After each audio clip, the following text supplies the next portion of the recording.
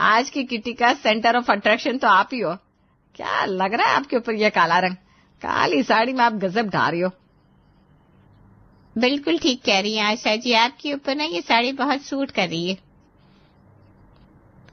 शीला, रश्मि, ये समोसे लो ना, मैंने स्पेशल पनीर वाले समोसे बनवाए आप लोगों के लिए। तभी हाथ में चाय की ट्रे पकड़े आशा की बेटी टीना हॉल में आती है। क्या मम्मी, अभी आप शीला आंटी की इतनी तारीफ कर रहे हो और कल बोल रही थी खुद काली मोटी भैंस है, ऊपर से जब देखो तब काली साड़ी पहन के चली आती है और 4 लोगों का खाना किटी में अकेले ठुस जाती है। जब आपको शीला आंटी की ज्यादा खाने से इतनी प्रॉब्लम है तो क्यों बार बार फोर्स कर रही हो उन्हें समोसा खाने के लिए? क्या कहा? तुम इतनी घटिया बातें करती हो मेरे बारे में? ये तो वही बात हो गई, मुंह में राम बगल में छुरी। देखो भी 2 मिनट पहले कैसी झूठी तारीफ टपका रही थी। अगर मेरे खाने पीने से तुम्हें इतनी तकलीफ है तो क्यों बुलाया अपने घर पर किटी के लिए? अब जब किटी करने की हैसियत नहीं है तो 4 लोगों को अपने घर बुलाकर क्यों बेइज्जती करती हो तुम? मैं तो कसम खाती हूँ आज के बाद इस आशा के घर किटी तो क्या किसी के जन्मदिन में भी नहीं आऊंगी। और तेरे घर का समोसा खाए मेरी जूती। आई बड़ी मुझे मोटी भैंस करने वाली। आशा, मैं तो तुझे बड़ा समझदार समझती थी, ये क्या किया तूने? अरे घर आए मेहमान को कोई इस तरह से अपमानित करता है क्या? अगर तेरे मन में कोई बात थी तो उसे अपने तक रखना चाहिए था।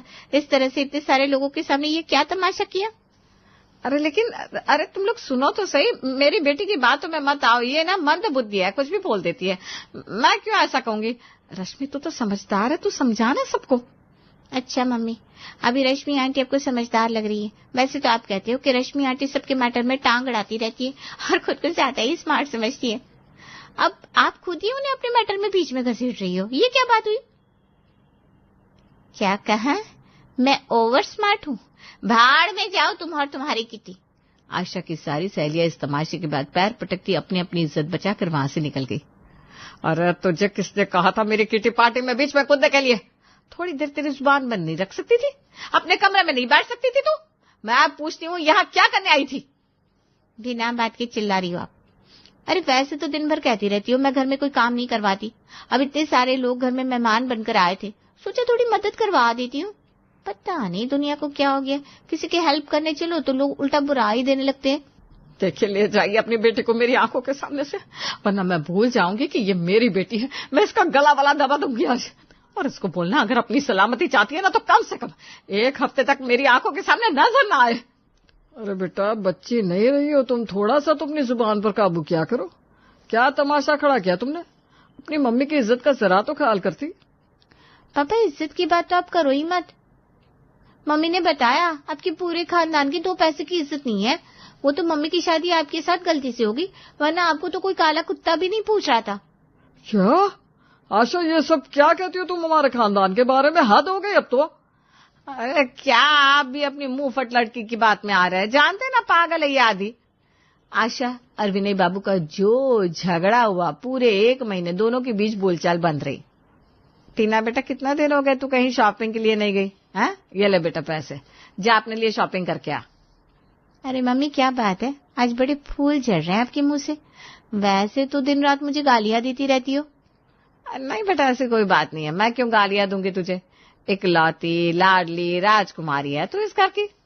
अच्छा, आपको क्या लगता है मैं जानती नहीं आप पापा से मेरे बारे में क्या क्या बातें करती हैं? जरूर कोई तो मतलब है आपका, वरना आप मुझे बिना मांगे पैसे दे तो ये भला थोड़ी ना हो सकता है।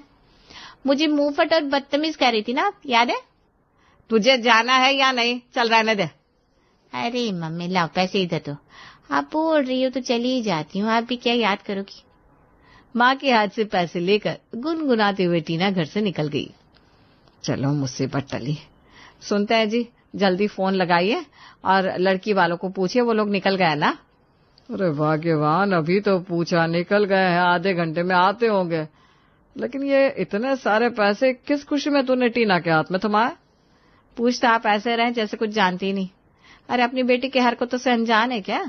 अपने विजय के लिए कोई पहला रिश्ता तो आया नहीं, याद है ना? पिछले 3-4 रिश्तों को कैसे भगाया इसने।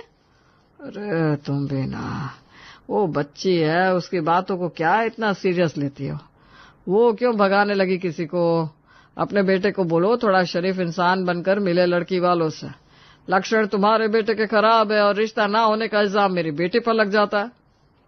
विजय बेटा जल्दी से तैयार हो जा, लड़की वाले आते ही होंगे।